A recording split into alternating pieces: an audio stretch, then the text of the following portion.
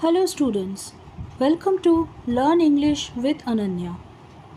Today I am going to explain the second chapter of Kaveri class 9. The name of the chapter is The Pot Maker. It is a story written by Temsula Au. The story revolves around the preservation of traditional skills, the importance of resilience, and the passing of cultural legacies through generations. I will explain the story in Hindi so that you can understand it better. Ever since Scintilla became old enough to accompany her mother to the fields and forests, she began to dream of becoming a pot maker like her mother and grandmother.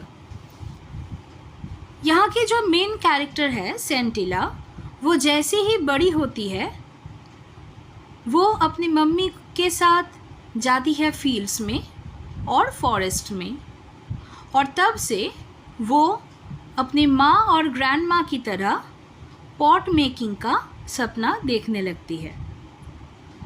However, Arinla, her mother, wanted her to become a weaver.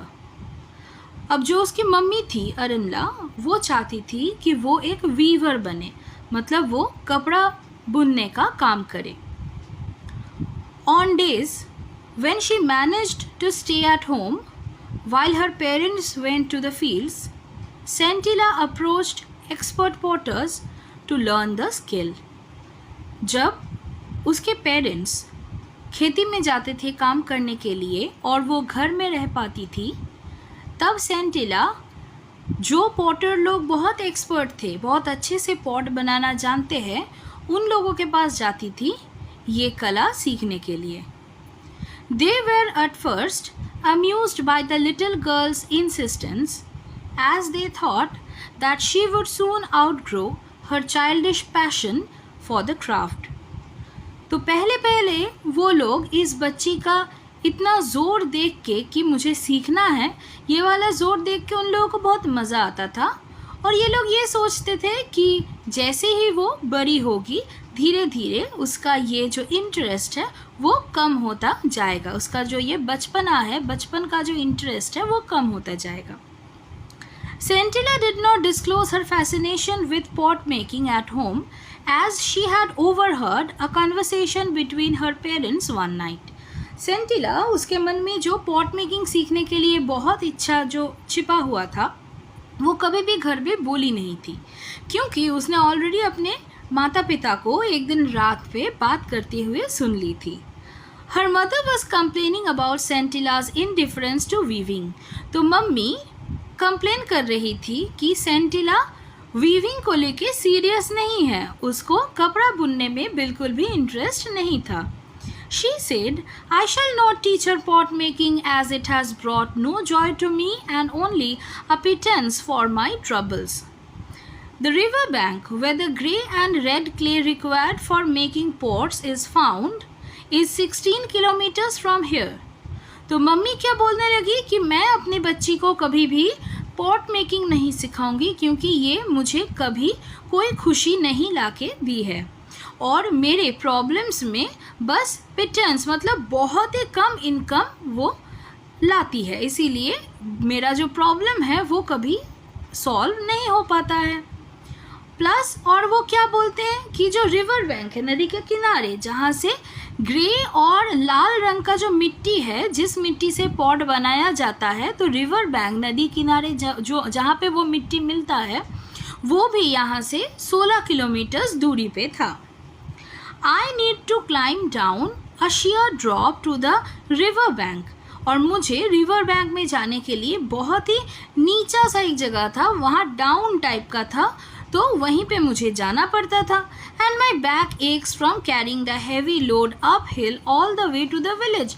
और फिर मिट्टी काटने के बाद वही वाला रास्ता तब ऊंचा होता था, तो इसीलिए ऊंचा पड़ता है क्योंकि वो अपोजिट डायरेक्शन से आ रही है। तो वहाँ पे जाने पे आने में मुझे घर लौटने में बहुत ज़्यादा दिक्कत होने लगती है और मेरा बैक पेन भी होने लगता है। तो ये सब जो प्रॉब्लम्स है मैं अपनी बेटी को कभी फेस करने नहीं दूंगी।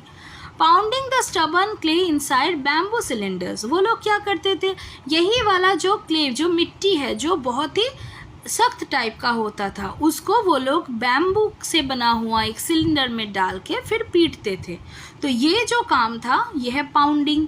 टू सॉफ्टन इट, उसको नरम करने के लिए, उस मिट्टी को नरम बनाने के लिए पीटना पड़ता था। वो क्या बोल रहे हैं, इज़ ऑल्सो टीडियस, वो भी बहुत ही टायरिंग, बहुत ही हार्ड वर्क था।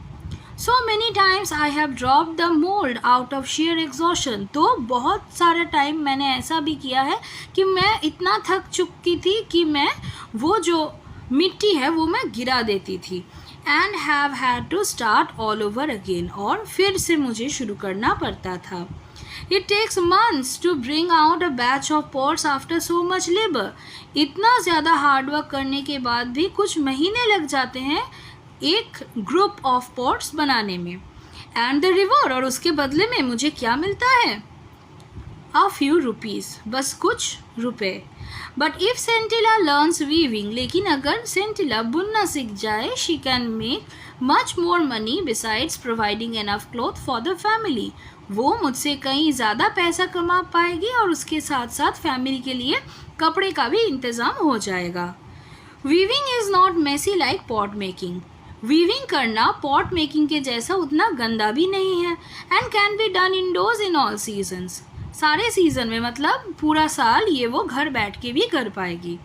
Also the time spent on weaving one shawl is much less, और एक शॉल बनाने में जितना टाइम लगता है वो भी काफ़ी कम है। And the return is handsome, और उसके बदले में जो पैसा आता है वो भी काफ़ी अच्छा था।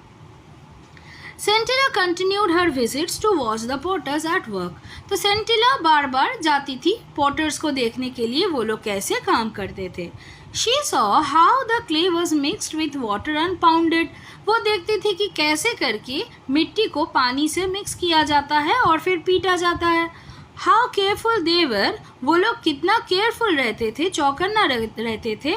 When they pushed their left hand into a lump of the softened clay, तो जो नरम किया हुआ मिट्टी था उसमें कैसे वो लोग अपना लेफ्ट हैंड को पुश करते थे, धक्का करते थे। And how deftly they rotated the lump as they started giving shape to the rotating clay with a spatula held in the right hand, और दाहिने हाथ में वो लोग एक स्पैचुला, एक टूल जो वो लोग यूज़ करते थे पॉट को शेप देने के लिए, वो लोग कैसे करके, जो रोटेटिंग क्ले होता है तुम लोग देखे होंगे कि व्हील के हेल्प से किया जाता है गोल गोल घुमा के, तो कैसे वो लोग स्पैचुला के हेल्प से शेप देना स्टार्ट करते थे, और कितना डेफ्टली, मतलब कितना स्किलफुली, कितना अच्छे तरीके से, अटेंटिवली वो लोग ये काम करते थे। The regular tap tap of the spatula on the clay was music to her ears as she watched in fascination the pot emerging out of a shapeless lump right in front of her eyes. और spatula से वो लोग मिट्टी के ऊपर जो tap tap आवाज़ करते थे वो उसके कानों में म्यूज़िक की तरह लगता था, और वो ये देख के बहुत ज़्यादा इंटरेस्टेड हो जाती थी, उत्सुक हो जाती थी कि कैसे उसकी आंखों के सामने एक शेपलेस मिट्टी का टुकड़ा एक सुंदर सा पॉट का शेप ले लेता था। After 2 or 3 days, the pots would be given a final touch-up to retain the required shape and to taste the consistency. और 2-3 दिन बाद क्या होता था, वो जो पॉट्स बनते थे उसको फाइनल टच दिया जाता था, जैसा शेप ज़रूरत है उस हिसाब से, और उसका कंसिस्टेंसी कितना वो स्ट्रॉन्ग बना है ये भी टेस्ट किया जाता था। Only then would the pots be taken out to dry in the sun before being loaded on to a kiln in a uniform pattern on a bed of hay and dried bamboo and covered with another layer of the same material. उसके बाद क्या होता था, उसी के बाद pots को धूप में रखा जाता था। कौन से काम से पहले, बिफोर इन लोगों को लोड किया जाता था एक सेम पैटर्न में बिचाली के ऊपर या सूखे हुए बैम्बू के ऊपर, मतलब ये दोनों चीज़ों से बेड बनाया जाता था, उसके ऊपर ये सब को रखा जाता था। पहले धूप में सुखाया जाता था, फिर वहाँ रखा जाता था एक प्रॉपर पैटर्न में, फिर भट्टी मतलब आग लगाया जाता था ताकि ये सब सूख जाए। And then the kiln would be fired, फिर उसमें आग लगाया जाता था, जो मैंने ऑलरेडी बोल दिया। One had to tend the fire carefully as overfiring or underfiring would ruin the entire batch. तो जो वहाँ पे रहते थे उनको फायर का ध्यान रखना पड़ता था, क्योंकि अगर ज़्यादा फायर हो जाए तो क्या होगा, जल जाएगा, और अगर कम हो तो वो कच्चा रह जाएगा। इसीलिए पूरा ध्यान से ये काम करना पड़ता था, अदरवाइज इट वुड ruin, नहीं तो वो खराब हो जाएगा। अरनला heard of her daughter's visits but pretended to be ignorant of them. अब मम्मी को पता चल गया कि बेटी वैसे करके जाती है, लेकिन वो एक्टिंग की कि उसको कुछ पता ही नहीं है। By late afternoon, Scintilla had to return home quickly. अब लेट आफ्टरनून के अंदर सेंटिला को जल्दी जल्दी घर लौटना पड़ता था, so that when her mother came back from the fields, ताकि जब मम्मी फील्ड से घर आए, she would be there, तब तक वो घर में रहे। Gradually, धीरे धीरे सेंटिला's visits became a topic of village gossip. धीरे धीरे क्या हो गया, गांव में ये बात चलने लगी कि सेंटिला जाती है वहाँ पॉट मेकिंग देखने। People wondered why Aranla was refusing to teach the skill to her daughter. अब लोग ये सोचने लगे कि मम्मी क्यों नहीं चाहती है कि बेटी ये काम सीखे। They were worried that if all pot makers followed suit, then there would be no expert potters to take their place.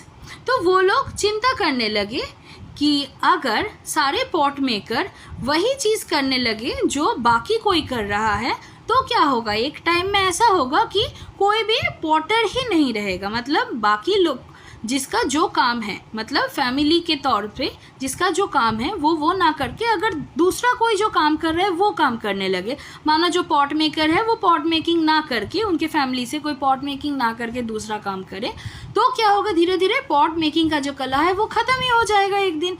यही चीज़ लेके वो लोग डरने लगे। One day Scintilla''s father, Mesoba, was summoned by the village council and asked to explain why Aranla was refusing to pass on the skill to her daughter. तो एक दिन सेंटिला के पापा मेसोबा को बुलाया गया विलेज काउंसिल के द्वारा और पूछा गया कि क्यों उसकी मम्मी उसको ये स्किल सिखाना नहीं चाहती है। He replied in a humble tone, तो वो बहुत जेंटली उन्होंने जवाब दिया, अंकल्स एंड एल्डर ब्रदर्स, मतलब ऐसे करके एड्रेस करके वो बोले, Aranla has never said that she will not teach our daughter pot making, कि अरनला तो कभी नहीं बोली है कि वो हम लोगों की बेटी को पॉट मेकिंग नहीं सिखाएगी। It is only that we wanted her to grow stronger after her illness. बस हम लोग ये चाहते हैं कि वो थोड़ा बीमार थी और इसके बाद वो थोड़ा सा स्ट्रॉन्ग बन जाए, फिर हम लोग उसको सिखाएंगे। We will soon see Scintilla making the best pots in the village. तो तुम लोग बहुत ही जल्दी देखोगे कि सेंटिला इस गांव में सबसे अच्छा पॉट बनाएगी। After listening to Mesoba's explanation, अब उसका ये एक्सप्लेनेशन सुनने के बाद the elders decided to let him go, तो बड़े बुजुर्ग वहाँ ठीक किए कि ठीक है चलो इसको जाने देते हैं। Cautioning him to remind Arenla that it was her duty to teach her daughter the skill that was handed down from generation to generation, और फिर से उसको याद दिलाए वो लोग कि सुनो, अरनला को समझा देना कि ये उसकी ड्यूटी है अपनी बेटी को वो काम सिखाए जो काम जनरेशन टू जनरेशन हर पीढ़ी करती आ रहे हैं।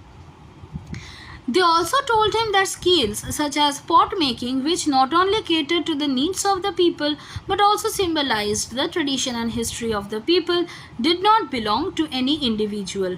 मतलब वो लोग ये भी समझाए कि सुनो, ये जो स्किल है पॉट मेकिंग के जैसा, ये सब क्या है, बस लोगों को हेल्प में, लोगों के काम में हेल्प करता है, बस यही नहीं, मतलब लोगों को सर्विस देता है, बस यही नहीं, ये एक ट्रेडिशन और हिस्ट्री का भी हिस्सा है। ये सब ट्रेडिशन और हिस्ट्री को भी दिखाते हैं। ये किसी इंडिविजुअल का काम नहीं है, मतलब कोई इंडिविजुअल कोई एक सोच ले कि ये मैं करूँगा या ये मैं करने नहीं दूंगा किसी को, ऐसा कोई पावर किसी के पास नहीं है। And experts were obliged to pass on their skills not only to their own children but also to anyone who wish to learn. और जो लोग इस काम में एक्सपर्ट बन जाते हैं उन लोगों का ये फ़र्ज़ है कि वो बस अपने बच्चों को नहीं, उसके साथ साथ जो बच्चे ये सब चीज़ों में इंटरेस्टेड हो उनको भी ये चीज़ सिखाए। Mesoba went home and discuss the matter with Arenla. और मेसोबा घर जाके ये सारा चीज़ अपने वाइफ के साथ डिस्कस करता है। So this is the first part of the story. I will come very soon with the second part. Till then, stay tuned and don't forget to subscribe to my channel. Thank you.